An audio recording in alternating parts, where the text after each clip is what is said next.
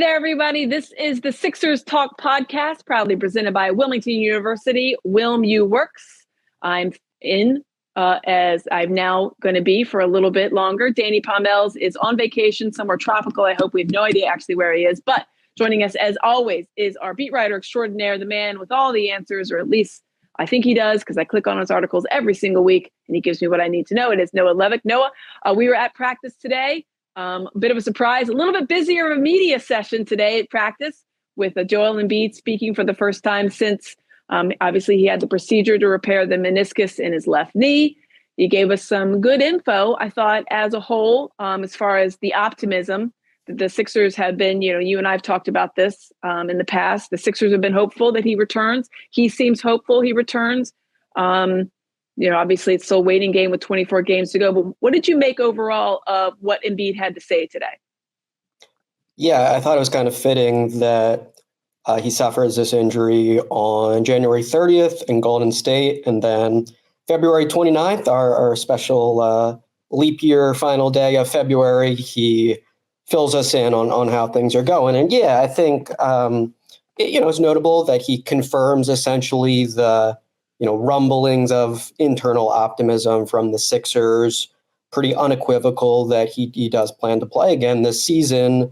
But I thought he certainly emphasized that there are caveats to that, and doesn't sound like if the knee is achy or there are any minor setbacks in the rehab process that he will just be full steam ahead. I think he personally feels that there should be some caution here if things don't continue to go smoothly. But yeah, it sounds like for the time being, the ramp up is good. He's working hard at the rehab.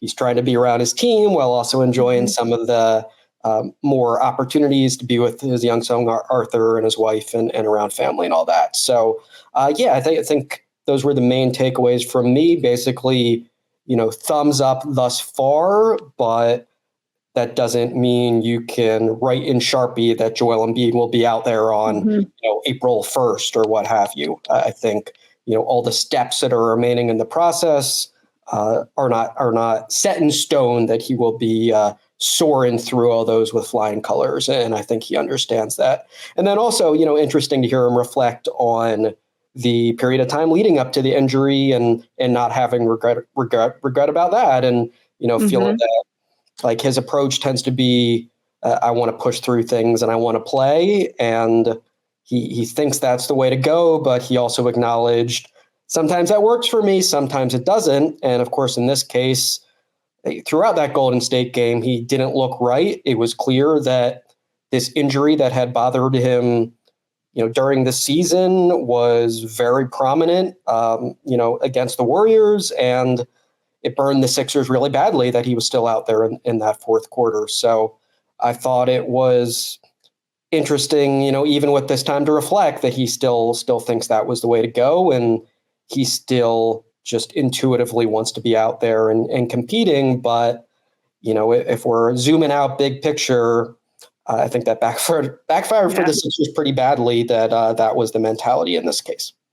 Yeah, it was interesting. He was asked a couple different times in different ways about, well, tell us about leading up to and how are you feeling? Did you feel any outside pressure to play in that game? Did you feel internal pressure to play in that game? Like you need to be there for your teammates or, other people telling you. And to your point, he was like, listen, I'm a basketball player. And in another answer, he talked about how you only have 20 years total probably to do this. And he wants to do it to the best of his abilities. It was also interesting. He was talking about how he was, in some of those games leading up to it, he was only like 60 or 70%. 2 games before that injury, he dropped 70. I mean, this is a guy that was averaging 35 points. And to hear, he's like, I had another level, which is actually, the league should be terrified of that. But to me, I was like, I get what he was saying, because he obviously wasn't 100%. You could see the beginning of that game. But there was times in the season where he had shown to be maybe not 100%. And the fact that he was doing what he was doing and the historic season that he was, having, obviously leading the league and scoring again and setting all these records as far as, points and rebounds and percentages and everything else, that we were talking about with him. And the last person to do this was, Wilt Chamberlain type of things. It was interesting to hear him say that he didn't regret, like he would have done it all over again exactly the same way. And it's one of those things. It's almost frustrating as a fan to hear, because you want him to say like, oh yeah, no, I would take better care of this, or I would do this. But at the same time, he is who he is. Like, he's going to play how he plays. And, there's a lot of criticism on him for the way he throws his body around at times. And I think that some of it is probably warranted given his injury history, but at the same time, that's how he plays. So it's like, it's a catch-22, I guess, in that regard. But it was interesting to me that he was just, again, reiterating like, listen, I would still do this. I still would ramp up. I didn't feel any outside pressure to have to play. I want to play because that's who I am, and I want to be there for my team. There was a lot of different, and it's interesting how much he's been around this team. I thought one of the things, seeing him at practice, for a team that's, lost 8 of the 12 games that he's been out, I would imagine seeing him at practice and having him be around would be very helpful, especially after some of the losses they've suffered, the Bucks game and then the Celtics game. What do you make of just the timing of that, given where they are in the schedule and how this road trip, was a 1-3, or not road trip, the 4 games against the 4 teams above them was 1-3. Obviously a losing record. Yeah, I mean, I know he's been around here and there. So as he said, he recognizes that he has a valuable off-court presence. It's not as valuable as when he's on the court, when he's the literal MVP of the league. Mm-hmm. But yeah, like Tyrese Maxey and him have genuinely developed a really strong bond, and they love cracking jokes with each other. And the spirits are undoubtedly lifted when Embiid is in the room. He is that kind of guy who has that status where just, the very fact that he's there makes everyone feel a little bit better. And makes everyone, just want to be the best version of themselves. So, yeah, I think him being around the team is good, but him being available in games is essential if this team wants to win a championship, and he recognizes that, and that's why he is pushing to return. He did say, like, it's not really about where we are in the standings for me, which is something we touched on in a previous podcast. Like, he understands that the Sixers are unlikely to be one of the top teams in the East playing without him, but he has that deep belief in himself and, to some extent, the players around him. I think that if he's back in the fold, like, anything can happen. Anything is possible. We can win in the playoffs as long as I am out there. And look, I think it's clearly very optimistic to have that viewpoint, but I also think there's some credence to that. Like, I even remember 2020, that playoff series with Miami. Sixers dropped 2 pretty dreadful games in Miami, and he has the mask on his face, makes the dramatic return for Game 3. And I don't think the numbers were outstanding. Didn't have a huge scoring night, but it was pretty startling, even for us who understand Joel Embiid, just how much him being in versus out completely, shifted the dynamic of that series. So I get his perspective there, that I'm out there, we can do anything. And he is pushing to be out there. He wants to make it happen, but there's still quite a few things, it sounds like, that, for him to do. He wasn't willing to set an exact timeline. And as you said, there's like 24 games left. So, 2 weeks from now, there'll only be, 15 or something. So, the clock is ticking, but it did sound sincere to me that he is really hoping that things can keep on progressing and that he can be out there for his team in these really important playoff games to come. They hope it's not playing tournament games and what have you, but the Embiid in the postseason, that is, what is at the forefront of his mind for now. Yeah, he was asked about the timeline, obviously in a myriad of different ways, point blank, and then, what expectations, and when do you think you can give us another update type of thing? People just trying to get him to adhere to anything. And you said it, obviously he's relying on how he feels in each rehab. And he said the rehab's been good. Overall, he's been very positive in the rehab, but he said there has been ups and downs. I'm sure there's days that feel better than others. I've never experienced anything like this, and I'm certainly not a 7-foot reigning MVP. So it doesn't even matter if I had, as far as like a meniscus tear. But it's interesting that I know that, because the Sixers are always so cautious. I think that we've seen that in their history, but he is very I thought he was very pro, I'm coming back. I don't care if there's 3 games to go. If I'm 100%, then I'm back. And this is coming from a guy who said he was maybe like 70%, in the games and weeks leading up. I don't know how close he can get back to that, but if their goal is like maybe it's close to 100%, then maybe it is only a couple games to go. But yeah, I mean, 24 games to go, the time is dwindling for them. I was interested in how aware he was of where they are in the standings. Obviously, it's been something these guys are watching anyway, but for him, he's dealing with the timeline of the knee recovery, the play-in tournament, because they're right there at that 6 line right now. I mean, it's staring at them in the face. And then also, do I need to come back X amount of games before to kind of ramp up? Because when he was talking about how his rehab was going, it's fine to sit there in the, whatever, you're in the aquasize or you're in the pool working out and you're going on doing different things. It's another thing to get out there in the actual gym and go like a full steam practice. And even if you're a practice, a full steam game type of thing. So timeline wise, like, what do you think? And obviously it's speculation, but what do you think would be realistic for him? Because the one thing I will say this year, it seems like when he's come back from having whatever injuries or just, general kind of like bumps and bruises, he's picked up where he's left off, which I don't know. I've always thought that when he's come back before in seasons previous. Mark Jackson talks about it on the pre and post game show. He's like, as a big man, it's harder for you to, get back into game shape. But this year, it seems like I remember there's one of the first games, the first couple games that he missed, and Joel Embiid came back and he dropped like 38, and you're thinking, oh, he didn't miss a single. Like, that's interesting to me. Do you think that he could do that again? I know he was asked that, and he really couldn't obviously comment on it because he hasn't done it. But do you think it is possible for him to get back to at least close to where he was when he does come back? Yeah, I think he's absolutely taken a big step in that regard.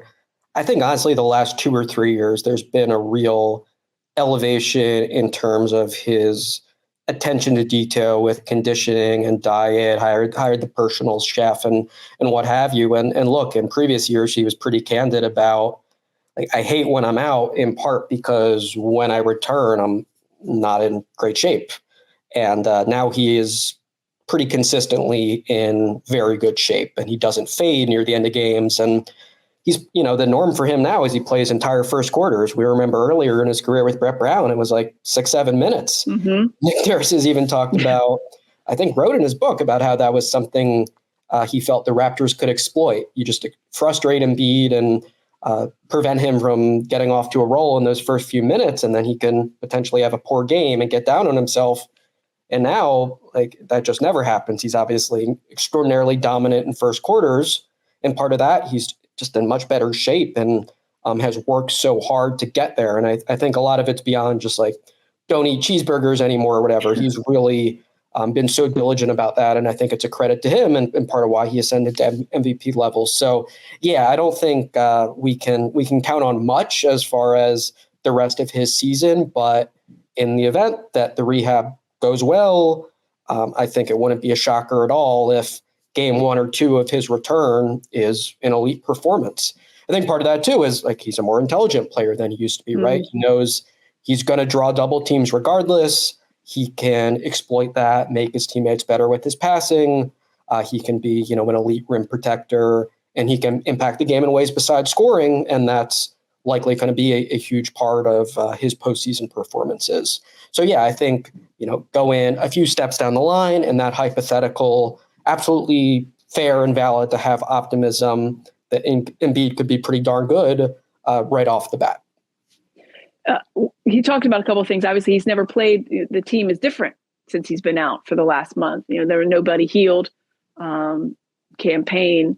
Obviously, Kyle Lowry, and he talked about that, and he says that he's, listen, I've called up Coach Nurse and said, this is what I can do. And so they have to, like, kind of game plan. And Nurse, I thought, was very thoughtful on that. I think the one thing I will say about Nick Nurse is he gives very thoughtful, insightful answers. Sometimes they're inside basketball, so you really have to kind of really dive in deep, which I appreciate. But they're kind of like running parallel game plans at this point in the season. All right, so here's how we need you to play Buddy Hield, for example, with Tyrese Maxey and Paul Reed and everybody else. And then when Embiid comes back, here's how we're going to need you to kind of at least have this so you can draw back, which has got to be very hard to have like these two kind of parallel things. And I thought Nick Nurse tried to answer that as best he could. Obviously, it's a hard thing to answer, but for Joel, having a guy that's a catch and shoot player like Buddy Hield is, and I know we've seen more from Buddy Hield that, you and I've talked about in the last podcast, and you guys have discussed it before. He does a lot more than maybe what we thought, but it's still at his core. He's a catch and shoot 3-point, shooter. And I think that's when he's at his best. A guy like Joel Embiid certainly would give him a lot of space in the double teams that he draws. But can you think about what it would look like if Embiid does come back, if it is this season, and then him paired with, so the starting lineup would then go Hield and Maxey, obviously. And I think Nick Nurse has said he wants D'Anthony Melton coming. No, D'Anthony Melton's out now, but at the time he was saying he would come off the bench. Which is another update. Thank you for asking that to Nick Nurse. He just looked at you and just said, he's out. I'm like, oh, God, that's not even an update. That's just a statement, a troubling one at that. But Kelly Oubre, Tobias Harris, and then Joel Embiid, like that to me is a team that could make a little noise in the playoffs. But it'll be interesting because, how hard do you think it's going to be for Hield to adjust having, everybody plays better when they have Joel Embiid, but that would be an adjustment. Going from, Paul Reed. Yeah, no, it would be a lot of big adjustments. I think I agree with Nurse, though, that everything becomes a little easier for everyone. And part of it that I think you're just more aware of and is more glaring now is the roles are a lot more suited for guys, right? Like Paul Reed is not overextended and having to worry about foul trouble.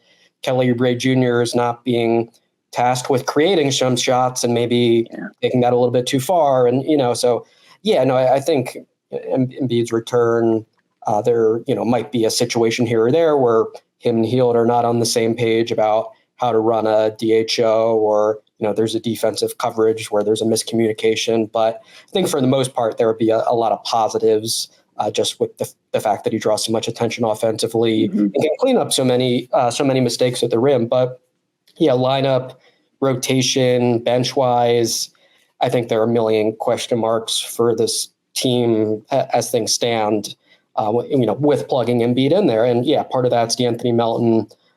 This is quite concerning, right? Like the first time where they tried to get him back from this back injury, it didn't go according to plan. They aborted his return after 2 games, and he was on the sidelines for a solid month and a half, and then he was looking good. And then in Boston, we get the word that he has back spasms. And it's a bummer for him. It's a contract year.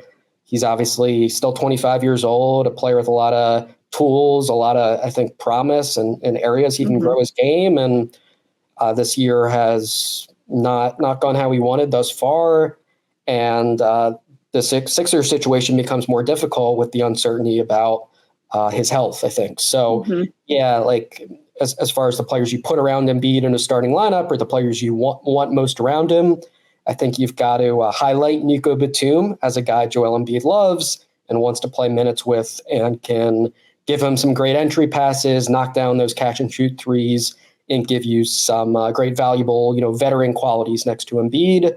Tyrese Maxey will definitely be the Sixers starting point guard, health permitting. And Buddy Hield, he hasn't played in the postseason before. He has some holes to his game, but also has some obvious skills that should work really nicely in tandem with Embiid. Again, hypothetically plugging Joel Embiid into the Sixers postseason mix. Let's keep the hypothetically, but it's almost like hopefully, hypothetically, I guess at this point. It's so much hope out there. As Danny Palmels likes to say, let's step away real quick so we can pay some bills. Find your higher education at Wilmington University, where your academic success is celebrated by a caring community. Explore your opportunities at wilmu.edu. Celebrity cook Steve Materano brings his Italian-American cooking back home to Philly. Enjoy Materano's Prime at Rivers Casino and Steve's famous meatballs with Sunday gravy, prime steaks, and more. Make reservations for Materano's Prime at Open Table. All right, so one of the things that Joel Embiid was talking about, and Noah, you touched on, which I thought was important, and obviously it's speaks to the evolution of Joel Embiid, who he is as a player, is the leadership. And the leadership is reaching out to teammates if you're not seeing them when they're traveling, and stopping in at practice, even though he's rehabbing, and checking in with teammates. And Joel Embiid said he talked to Tobias Harris for an hour the other day. Just kind of, he knows that Tobias Harris is struggling. I mean, anybody that watches the games can see that, especially after the Celtics game, which was a tough one, the Knicks game and everything like that. You've seen he was okay in the Cavs game. But I thought that was an interesting thing, because he's reached out to Nick Nurse and said, hey, when I come back, we can do this, this, and this. And now he's reaching out to teammates. I know he has a good relationship with several of the teammates, obviously. Tyrese Maxey, and I think he talked quite a bit, but I thought it was interesting that he wanted to single out Tobias, because he wasn't necessarily asked about Tobias. He was asked about, how do you keep up with, and how do you want to stay part of this team? And he brought up, listen, I'm talking to them all the time. By the way, I just talked to Tobias for an hour, and I know he's struggling, but he's a great player, and he's going to, get his way out of it. It was hard to watch. Tobias was hard to watch in that Celtics game, and it makes it harder because they need so much. I mean, you can't play a Celtics team. It's the top team in the East, and you don't even get to 100 points. Sixers need scoring, and they need it in a big time. But what did you make of the fact that he felt the need to, one, reach out to Tobias, maybe specifically just that he's struggling, and two, the fact that he brought that up? I'm not going to say like he wasn't asked about it. He was asked generally about how he's doing, but he did specifically mention, talking to, hey, I always talk to Tyrese. Hey, I talked to Tobias for an hour the other day. Yeah, no, I think went out of his way to do it. And yeah, just trying to show support and understanding that there's a lot of negativity, justifiably, around Tobias Harris right now, and wanting, as the franchise leader, to say, hey, this guy has done a lot of good things for us before. I have confidence he can do so again. So Joel Embiid, I think, recognizes like his voice is powerful, and he's in front of the microphone for the first time in a month. He saw a little window to, support his guy and Tobias Harris. But yeah, the Boston game was pretty brutal. I mean, we talked about last time how it's been rough for Tobias Harris of late. And I believe he's now 32% from the floor in the 4 games since the All-Star break. Thing that stood out to me in Boston is anytime he fell slightly behind the play, offensively or defensively, there wasn't anything he showed to make it better. Like, he couldn't find another angle. He couldn't explode back into the picture. He couldn't fight through contact. So I don't think that was encouraging from a physical or mental standpoint. And it was hard to overstate how bad that performance was. I think sometimes people, are inclined to blow up his flaws because of the contract being what it is, and he's paid a lot of money. But I thought this was a really bad performance, and he's trending in a rough direction, and needs to right the ship for the Sixers. I mean, look, he had like 2 rebounds and 0 assists in that game. He played 29 minutes, and that's something Nurse has mentioned a couple of times. Yeah, I mean, like when I asked about it after the game, he said, you've got to do other things if the shots aren't falling. Mm-hmm. He said, I often kind of have the saying of, you can go 2 for 12 and still play well. And I think the unwritten line there is Tobias Harris shot something like that and didn't play well at all. So Nurse mentioned, him and Harris had a conversation, and they, want to collaborate and make things better. So yeah, some of it'll just come down to getting those little leaners and short mid-range shots to drop. Maybe the confidence lifts, and we see a better version of Harris. But I'm not so sure. I mean, this is not, to me, what normal slumps for him have looked like, where maybe it's just. Right. Like, I remember he had a weird 0 for 20 3-point stretch all season. His jumpers just aren't falling. He's not in a rhythm. There are little mechanical issues.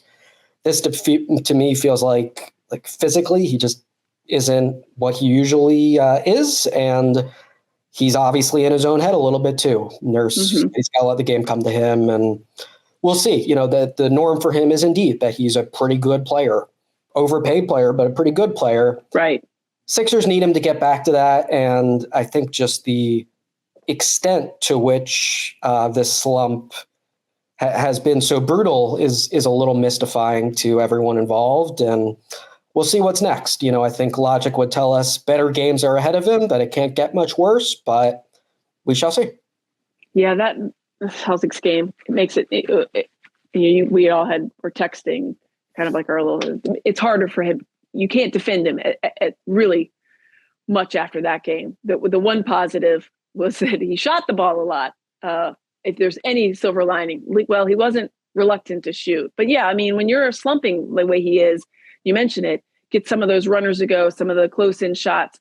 Sometimes just seeing the ball go in can kind of boost you a little bit. But you have to sometimes, you mentioned it, play through contact, draw a couple fouls, go to the free throw line, get the ball in your hands. When he was lagging back on some of those plays, like he wasn't as involved. You do wonder health-wise, where is he? And then obviously mentality-wise, where he's at. Confidence is obviously got to be low, and it must be very frustrating. And then physically, if he's not 100%.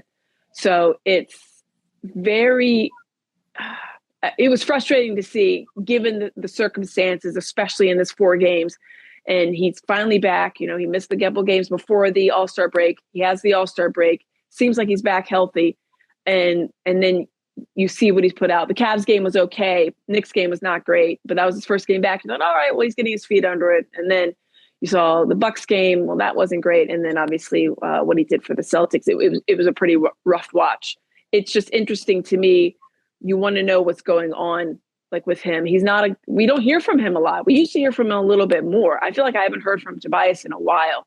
And maybe it's because he's not been playing that well, and so he doesn't come to the podium, and he's just kind of taking his time. I feel like we haven't gotten a lot of answers as far as how he feels. Maybe he's not feeling well, but I thought it was important for Joel. Joel obviously thought it was important to bring up Tobias.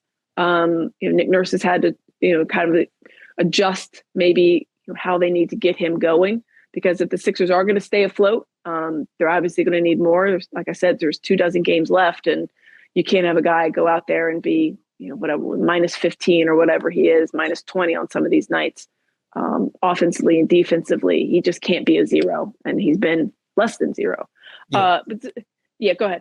Yeah, no, I mean, just to the physical point, I did feel that the time was right to kind of just ask him straight up about that. And he said he's not making any excuses. If he's out there and he's available, he's going to give, the best he can for the team. But I mean, I think I've learned about him, over these past 5 years, he pretty habitually plays through stuff. So I was even thinking back to the 21-2 season. He just casually dropped that he had pain in his shoulder for months, in his right shooting shoulder. There was, I think the season prior, he had a lingering knee issue. There's been a few things along those lines if you look back through the years. So he is not inclined to have any specificity about how he's feeling right now. He did miss the 2 games with the hip injury. I think it's very fair to assume that he's not 100%. Now, what the exact percentage is, only he knows. Is it 92, which is pretty normal right now in the NBA? Is it 64, which is pretty seriously debilitating? I don't know. Yeah. He knows, but he's not 100%. He's trying to be stoic. He's trying to say, I'm out there. I want to grind. I want to be there for my team. I know my presence is important, but the version of him they're getting right now isn't helping whatsoever. I mean, you could even argue him getting the minutes he's getting. I mean, at least the last 4 games, it's hurting the Sixers, right? He's been a subpar player unequivocally. So he is not right. He's not the normal Tobias Harris that we're used to seeing. And one way or the other, that needs to change for the Sixers. But yeah, that's my 2 cents on the physical context with him. He, I think, is admirable about trying to be an Iron Man. He often played 82 games a year during his Pistons days. Right now, him being out there is not inherently good for the Sixers. And that needs to change very, very quickly if they want to, actually right this ship and avoid the play-in picture and all that kind of stuff. What do you make of the small but vocal social media contingent that wants to give him the Trey Turner treatment of the standing ovation, thinking the good news is they're playing the Hornets next. So you would hope any kind of positive reinforcement is going to be great. But I thought that was an interesting kind of, I like that the fans are trying to get behind him because he's been very, as you mentioned earlier, very much maligned. But what do you make of them trying to go Trey Turner, give him an ovation, get him out of his slump? Yeah, I mean, I remember when Tobias Harris actually asked the fans for more booze. So he's had one or two little exchanges. The whole the classic crumble cookie quote this summer. I mean, look, yeah. I think as everyone knows, whatever you think of him as a basketball player, he's a good person who has a lot of positive qualities as a human, and that would be a nice thing if people decided they wanted to show support for him authentically. But it's not really going to matter. He's the one, with all the power here, and if fans are going to genuinely want to cheer for him, that's in his hands. So yeah, I'd be surprised to see that. I think I agree with you. It feels like the ire and the venom toward Tobias Harris is so severe now that things shifting that far would be a bit of a surprise, but we'll see what Sixers fans bring to the table tomorrow night. Listen, it'll be fun. You never know what they're going to bring. That's what makes it so fun. They keep you guessing. You mentioned some of the small ball earlier when we were talking. Nick Batum, I can't remember who asked it, but it was asked previously in practice earlier this week. He hasn't played it this year. He had obviously played a little bit of small ball 5 when he was with the Clips, but he hadn't played it this year. And all of a sudden, Nick Nurse was like, yeah, let's try this. And it could be something they see going forward. Matchup, I would think, dictated. But it's an interesting one because Batum's been a little bit, he obviously has missed some time before the All-Star break, not significant, but several games, many games. And then he's been a little bit off. That first game back, he didn't have any points. You could tell he was like maybe on a minutes restriction. I think he had 18 minutes in his first game back. So he's been ramping up a little bit. Do you think that's a viable option? Obviously, I'm trying to think about the next couple of games that they have on their schedule and where it could be something they could experiment with if they indeed need to go to it in a situation that would be, longer than a 5-minute type of span. It's one thing to experiment with it here and there. It's another thing to be like, all right, well, this is the game. We're going to commit to the small ball 5 and Batum, you're in there. And obviously everybody shifts over. He's obviously played it, like I said before, but not recently. And it's a completely different look for the Sixers, who are used to having not a small ball 5. I mean, they don't play the Cavaliers way. That's just not their style. I think I like it. Yeah. I mean, I thought it gave them a serious spark in Boston. I was amazed how well it went for them late in that first quarter, early in the second. Tyrese Maxey had a well-spaced court to, go ahead and drive and push the ball. Ricky Council IV gave them some great minutes as the 4 in that lineup. And look, Nico Batum is one of the few guys who can legitimately guard 1 through 5 in the NBA. Now, he's not guarding every single position at a world-class level, but he can hold his own against players at every single position. And I think this is a spot where you might as well use that ability, right? You might as well use his savviness and versatility as a defender. He's played small ball 5 minutes before for the Clippers, as you said. He's done it in the postseason. He's been pretty good at it. It enables the Sixers to switch everything defensively, play with a lot of pace. They need to be a faster paced team. So it all just feels very intuitive to me that, this is something they should be turning to. And part of that, again, is Mo Bamba. Don't know what you're going to get night after night, right? He did have one of his better games in a while against the Celtics. Credit to him. Had a team-high 6 rebounds and knocked down a couple threes, which is nice to see for him. But I think Nico Batum getting small ball 5 minutes while Embiid is out, it's like, why not? I don't see a lot of good reasons why not. And they're, as you said, they're 4-8 this month, right? So trying something else and at least getting a little bit of a sample size of how does that work? What style of play is successful for us with this unit? Seems like that's a reasonable idea from where I'm sitting. Yeah, I'm with you on that. The bench played well in that Boston game. Obviously, they needed him to, but you mentioned Ricky Council. I think he gives them, a little bit of length as far as defensively. I thought defensively it was one of their better performances we'd seen recently. Obviously, the Celtics are going to score at will. They shoot the most threes, I think, in the league, certainly in the Eastern Conference. But it'll be interesting going forward to see what lineups they trot out against different teams and how much he goes to that, given you never know what you're going to get from Mo Bamba. I feel like 1 game on, 5 games off, 1 game on.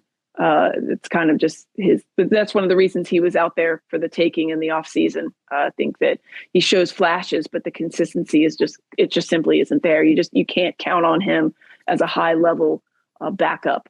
But when he does shine, you're thinking, wow, this guy could, and then you watch him the next game and you're thinking that's not the same player. That's gotta be frustrating as a coach, having a player like that. That would frustrate me, certainly. But I thought the bench had some good minutes. They showed some good things. The one, I don't even know if it's a silver lining, grayish lining, is that when you have injuries, you get to see more of players that maybe you wouldn't get to see, and they're not so quick to get a hook if they make a quick mistake from whether it's being a rookie or a guy that doesn't get a lot of minutes. It was fun to see those guys do well. I thought the Boston game wasn't as bad as I expected it to be. I think that they walked into that game like 12, 13 point underdogs. And obviously, the Celtics kept them at arm's length and ended up winning by more than that. But I thought there was flashes that showed me, okay, this is where they're at in the standings, this is where they belong, but they can maybe stay there. And that kind of brings me to our last point. You're sitting at 6. You're barely hanging on to that 6th spot. You see teams like the Heat and the Pacers are coming right at you. And we all know what the Heat do at this time of year. I mean, that they kind of close out strong historically. They kind of come to play just for the end of the season and ramp up. Pacers are who they are. I don't know that anybody else is going to fall back down. What do you think the Sixers, do you think that they will be able to stay out of the play-in tournament, having seen what you saw against the top teams, the top 4 teams in the East, and then where the Sixers had with 24 games to go, sitting in that 6th spot? Yeah, my confidence level in that, I think, has plummeted over the last, 2-3 games. Feels like a toss-up to me now. I don't think they are destined to, soar down the standings or whatever. But I think Melton's re-injury hurts the odds quite a bit, right? Like, you're just a slightly less deep, less versatile team. And as far as like the 3-point volume, you're relying a little heavier on guys like Buddy Hield, Kelly Oubre Jr., and Tobias Harris, all of whom were poor in the Boston game and need to play a lot better moving forward. And all of whom right now feel like they're guys who are reliant on their shots dropping to be positive players. And that can't be the case. They need to bring some other stuff to the table. Oubre needs to be a little peskier and a little better as a perimeter defender. And Tobias Harris, as we said, like, he has to grab more than 2 rebounds. He has to, draw help and kick out to a teammate.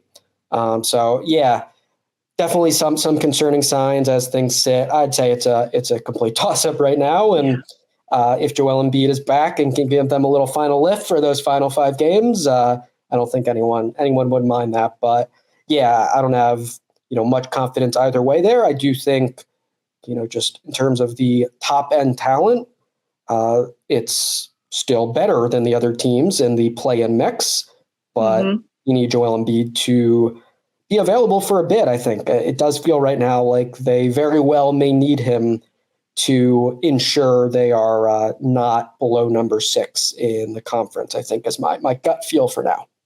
Yeah. And I think even they need him to make sure, even if they are in the play-in tournament, that that they're in the playoffs, that they actually win those games. I mean, yeah, I agree. Obviously, the Magic, they're better than the Magic. I think you look at the Hawks and some other teams that are down there, and you're like, oh, they could beat them. But you know, it's one game. I mean, that's what people have to remember about the play-in game. If you're in that 7-8 and you win, great, you're in.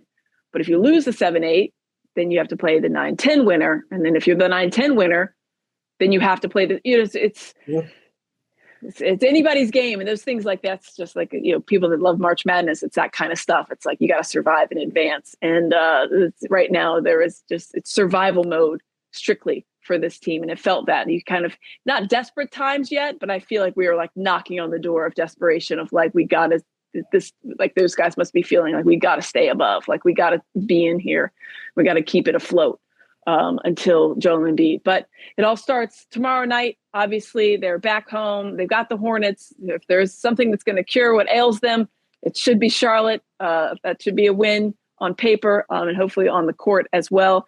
Make sure you guys check out, Noah has a great piece on Joel Embiid today. Like I said, it was a crazy day at the Sixers practice facility, but Noah covered all the bases. Make sure you check out his work, NBC Sports Philadelphia.com. Also, I know we'll link, it's on our Twitter page and our Facebook and everything else like that. So Noah, thank you as always. We will see you. We'll look for your work tomorrow night and join me at 6:30 with pre and post game. And I do want to tell everybody listening, Jim Lynam is back. He's been in Florida on vacation. It was a big moment. Everyone was concerned. They thought coach was gone and he wasn't coming.